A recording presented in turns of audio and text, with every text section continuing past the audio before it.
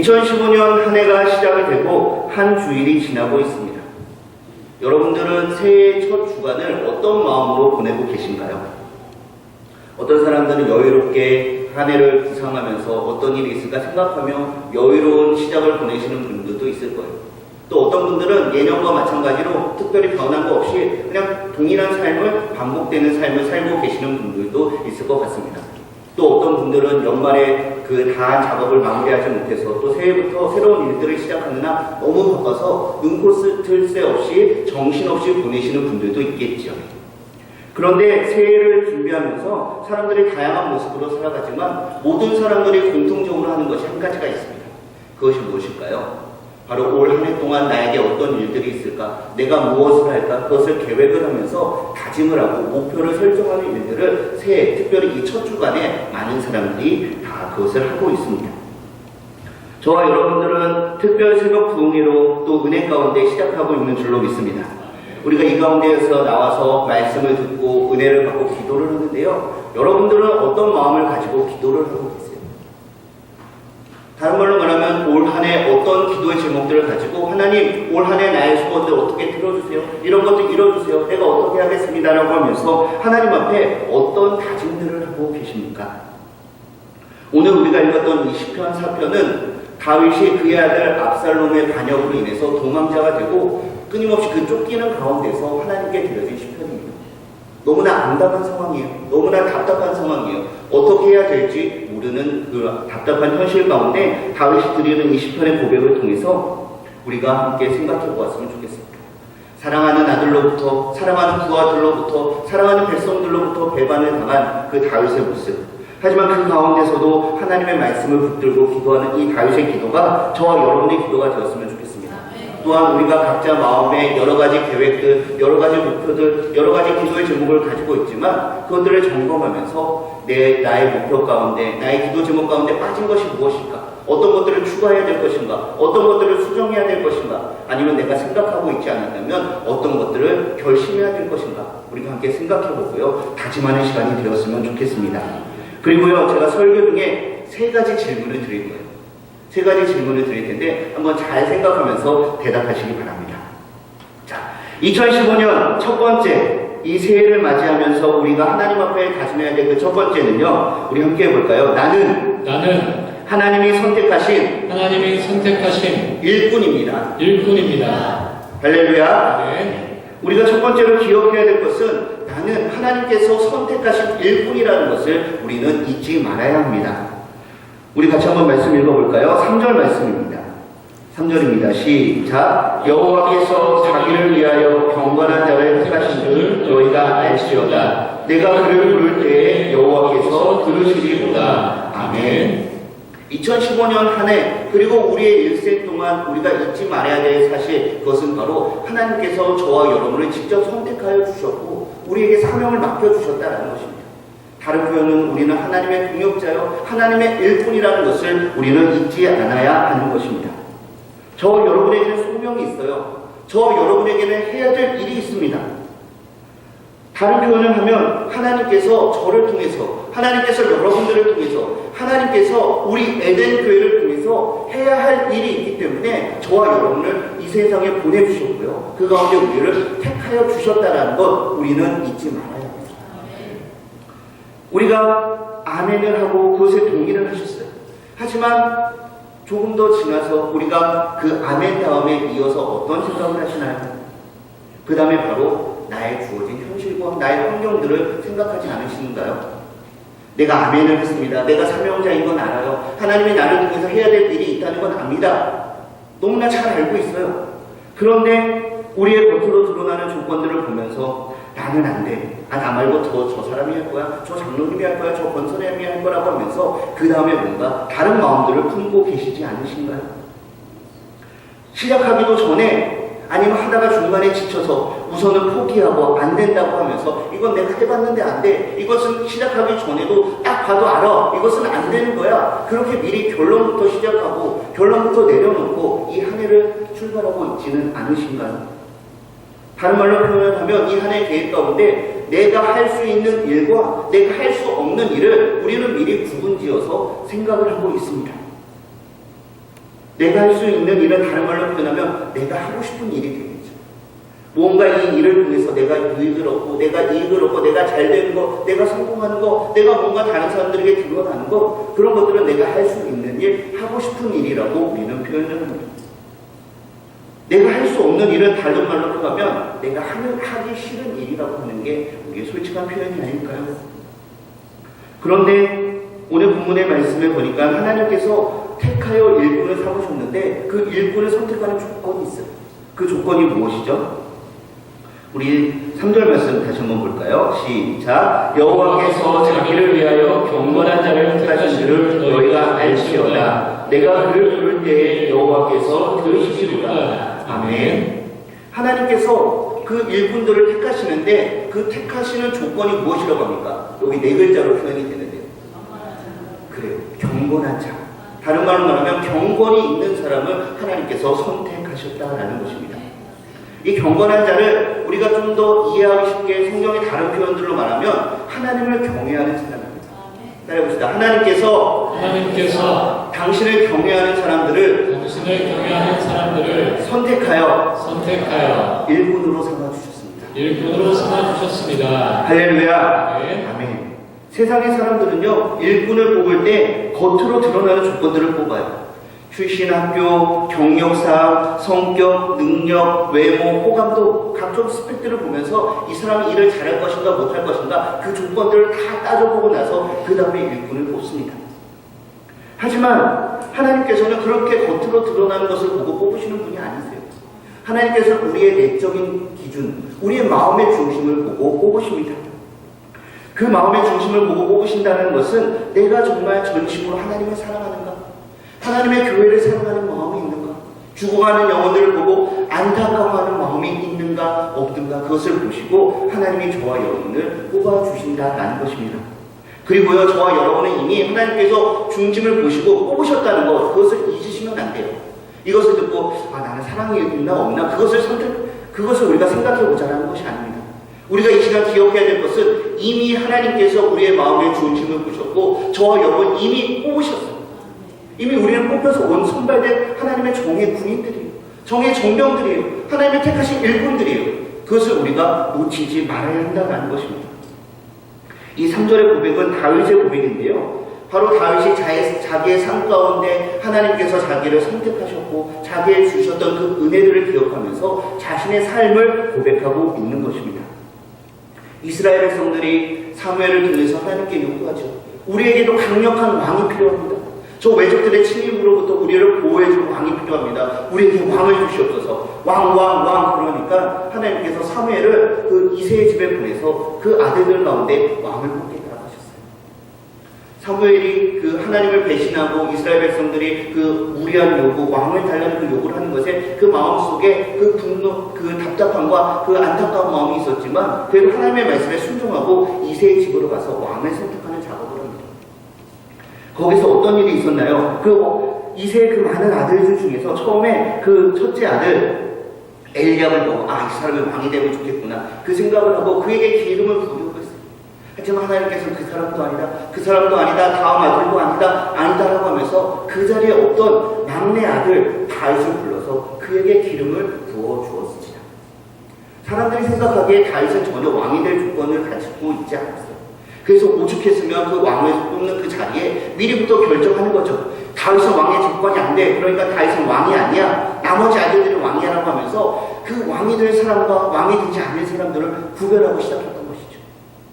하지만 하나님께서는 그 구별, 그 차별과 그 편견, 그 생각들을 뛰어넘어서 그 마음의 중심을 보시고 다윗에게 기름 부어서 이스라엘을 왕으로 삼으셨습니다.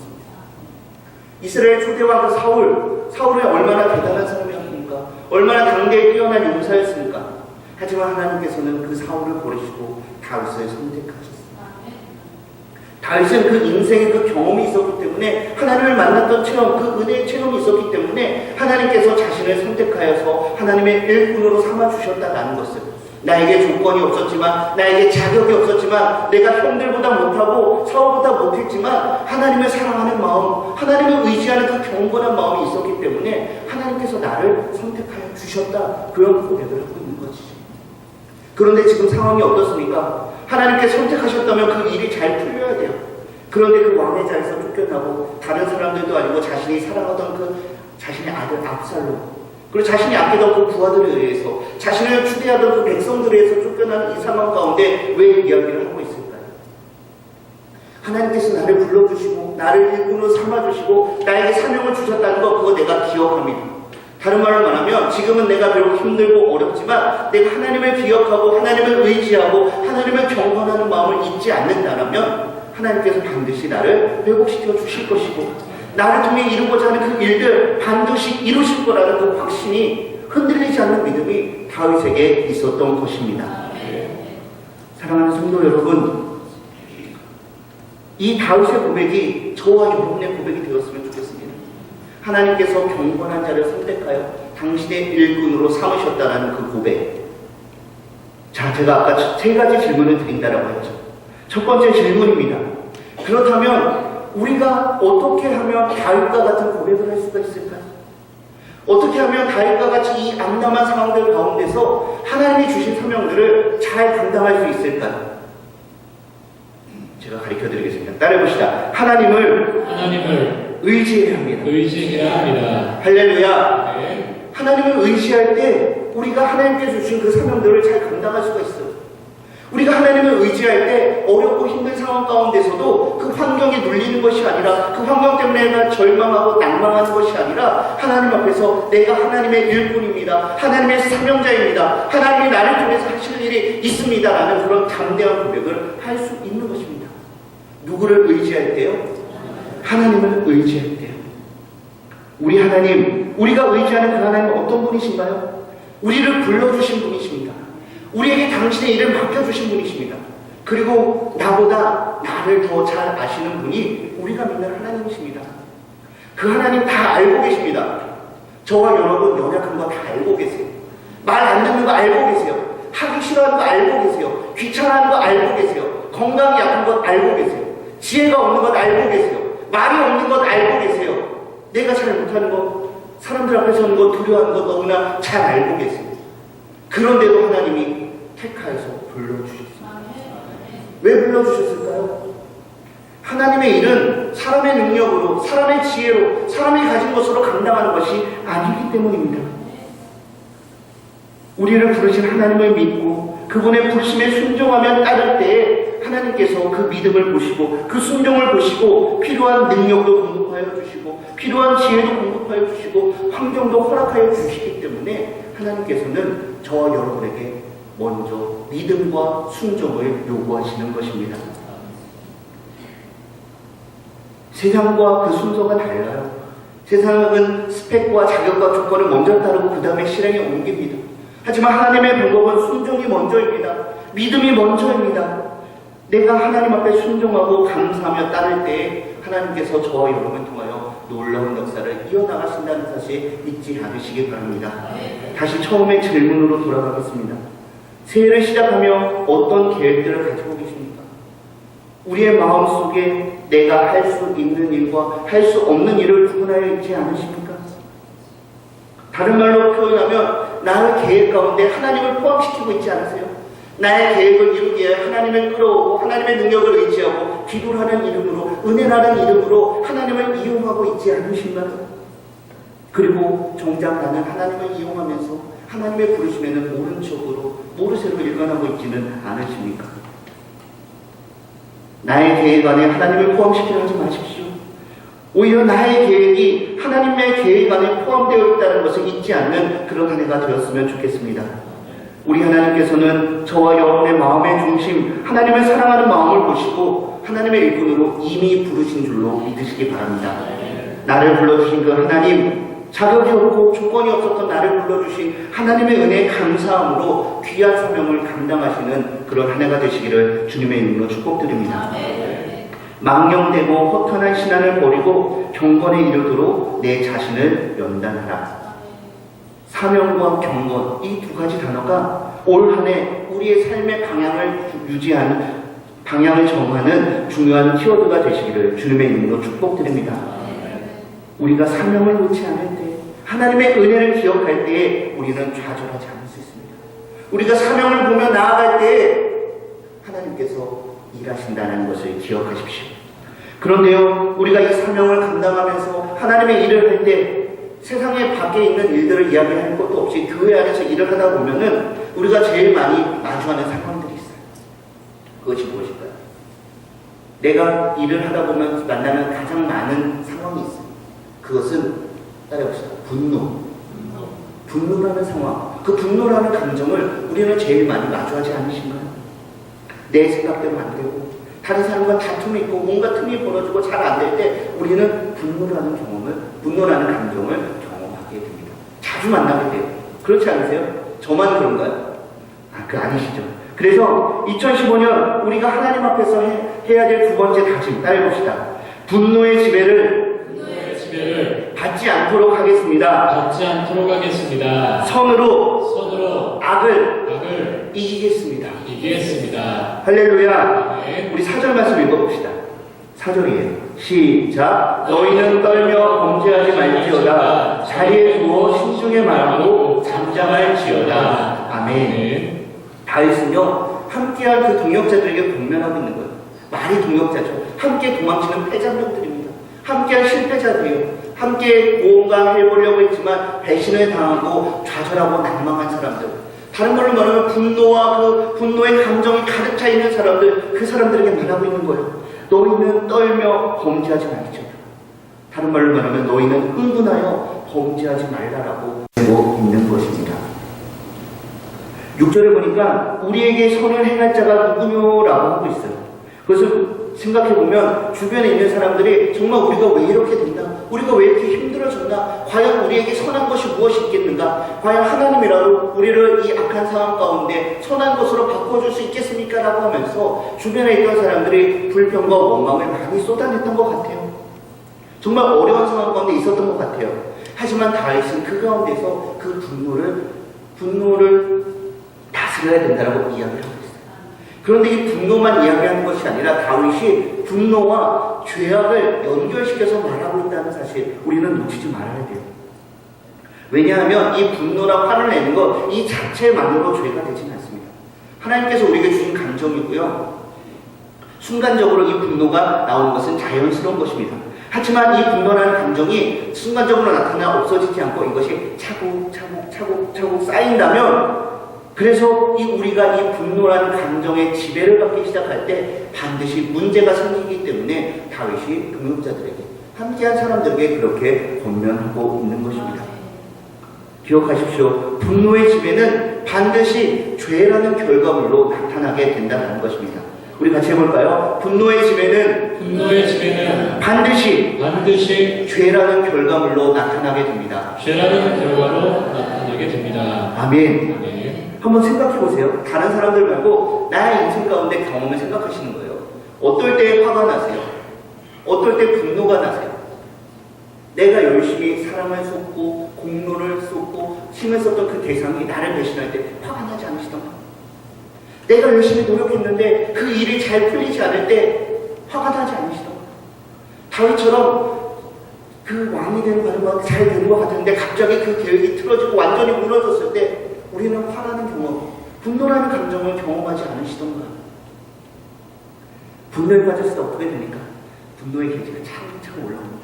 처음엔 좀 참아야지 하지만 이것을 주체하지 못해요. 점점 올라옵니다.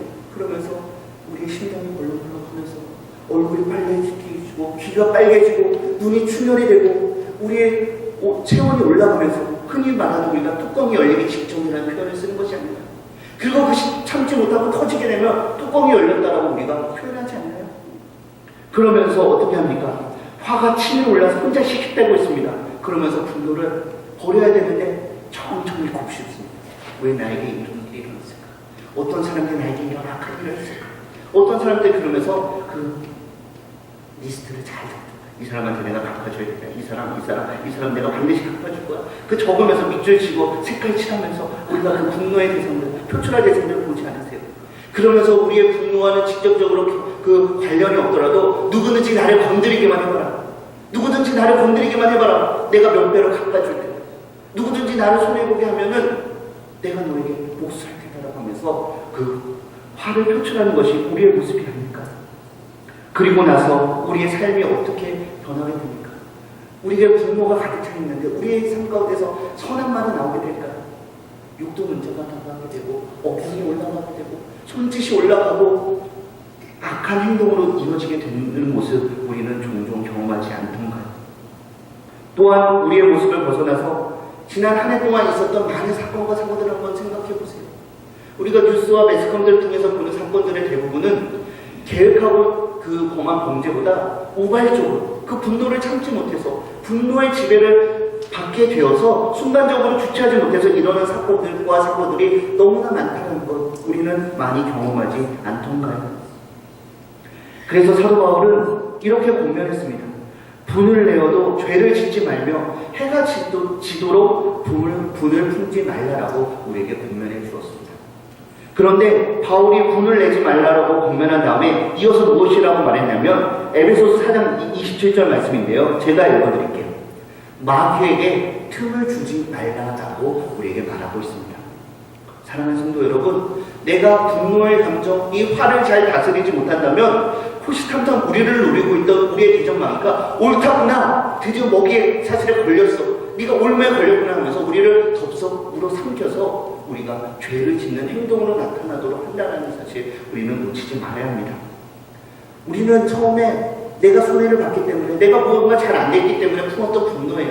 하지만 우리도 모르는 사이에 우리를 마귀에게 상체로 우리의 통째로 내어주고 있다는 사실, 그것을 너무나 사도 바울은 잘 알았기 때문에, 다윗은 잘 알았기 때문에 우리에게 권면하고 있는 것입니다. 우리는 분노의 감정을 잘 다스려야 합니다. 특별히 믿음의 공동체 가운데 하나님의 일을 감당하다가 이 분노의 감정이 혹시라도 느끼게 된다면 그것에 우리가 지배받지 않기 위해서 기도하시는 저와 여러분이 되시기를 바랍니다.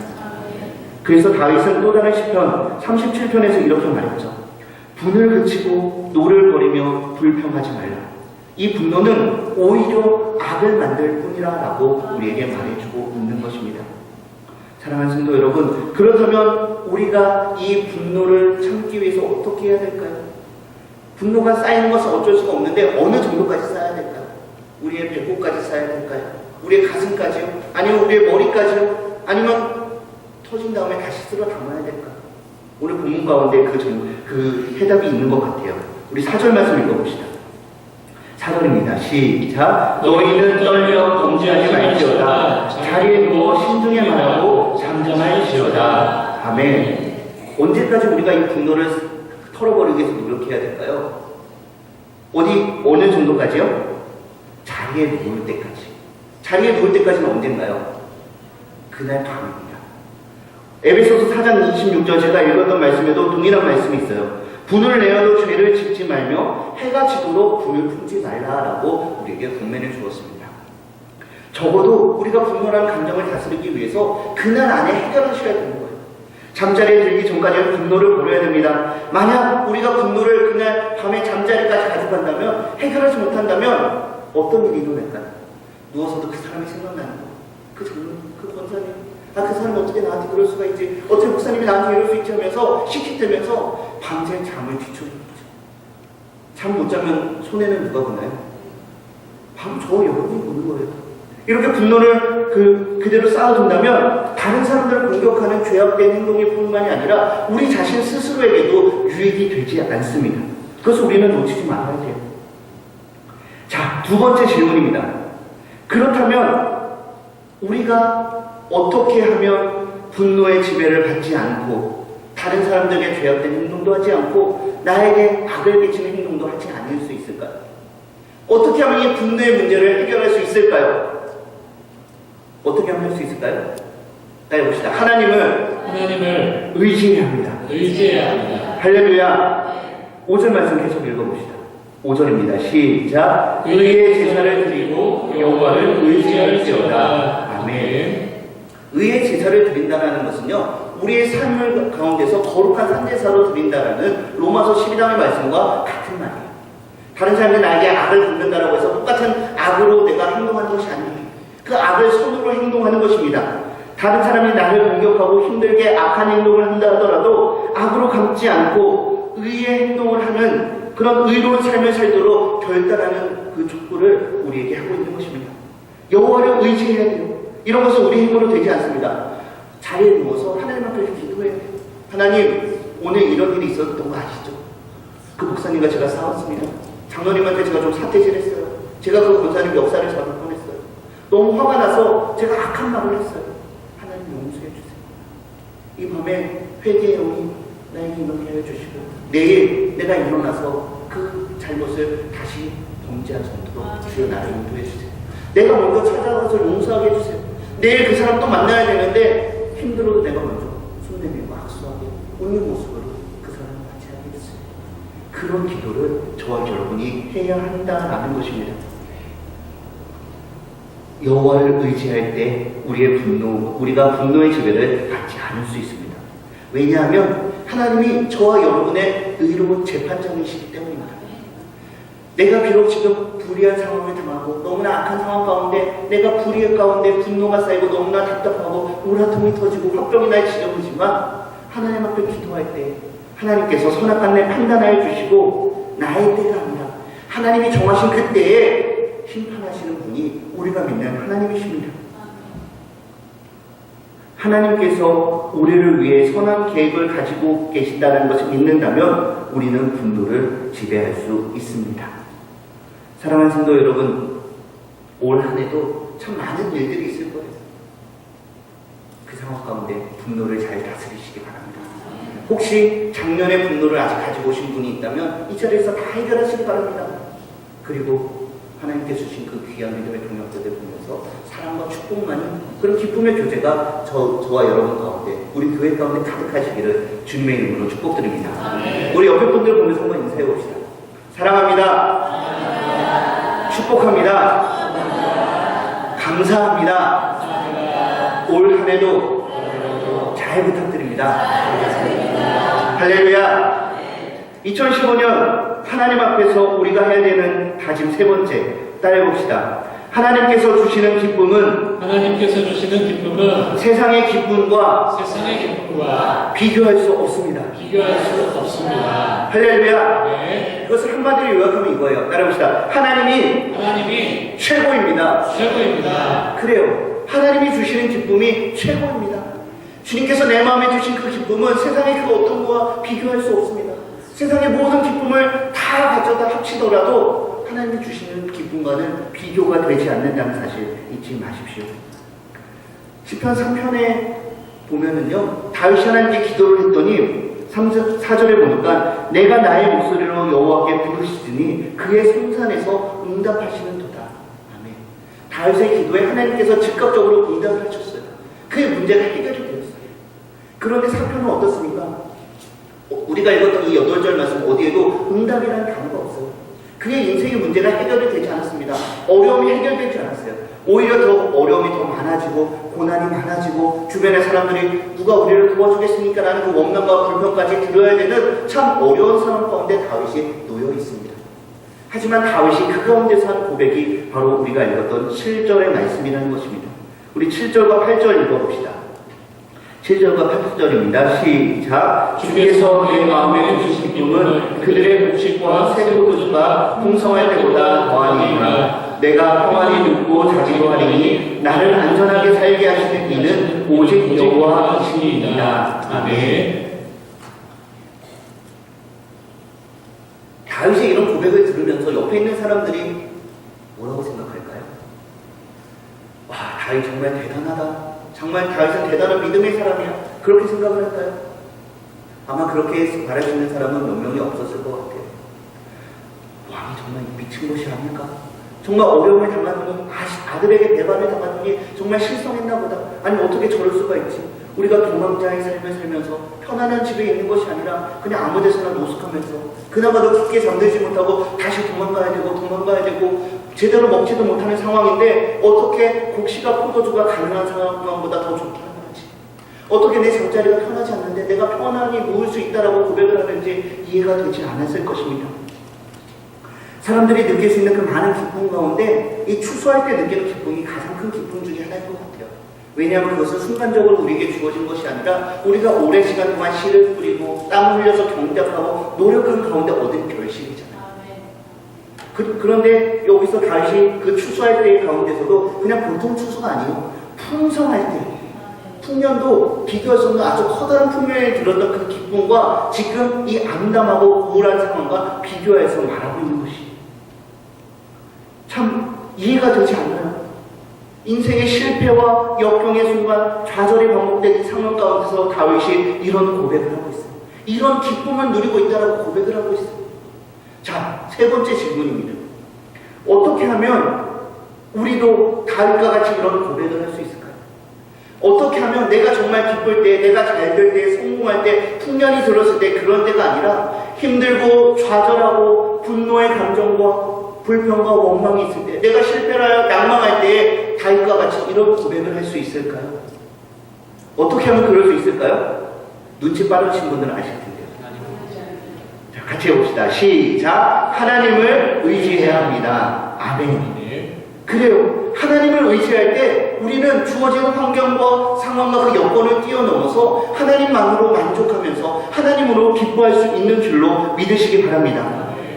왜냐하면 우리의 마음에 있는 기쁨, 진정한 기쁨은요, 하나님께만 있고요, 하나님께서만 우리에게 주실 수 있는 것이기 때문입니다.